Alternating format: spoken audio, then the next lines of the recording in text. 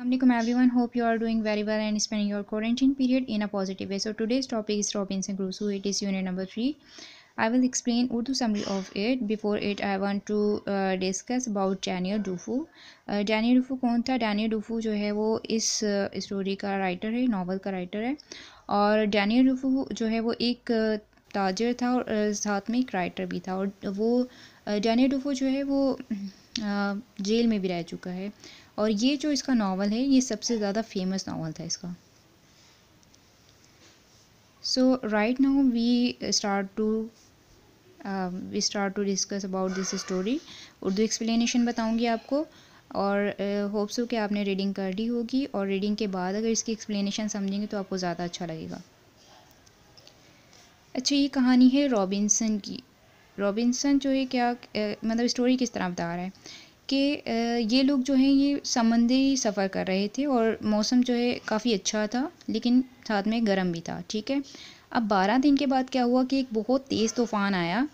और तूफ़ान में आपको पता है कि जब समंदर में तूफ़ान आता है तो जो लहरें होती हैं वो ऊपर की तरफ उठती हैं काफ़ी ज़्यादा।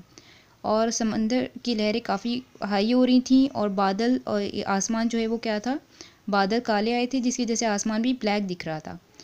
अब क्या हुआ कि 2 मेंबर जो थे इनके मतलब जिस जिस जहाज़ में ये सफ़र कर रहे थे उसमें जो 2 मेंबर थे वो पानी में गिर गए और जो इनकी शिप थी वो लीक होना शुरू हो गई। ठीक है, यानी 2 मेंबर भी गिर गए थे पानी के अंदर और इसके अलावा शिप जो है वो लीक होना शुरू हो गई। अच्छा, रॉबिन्सन कहता है कि फिर हमने रास्ता बदला और रास्ता बदलने के बाद जो है हमने क्या किया, मतलब रास्ता बदल लिया था लेकिन मतलब उस टाइम तो तूफ़ान का इनको थोड़ा आसरा हो गया कि तूफ़ान टल गया है।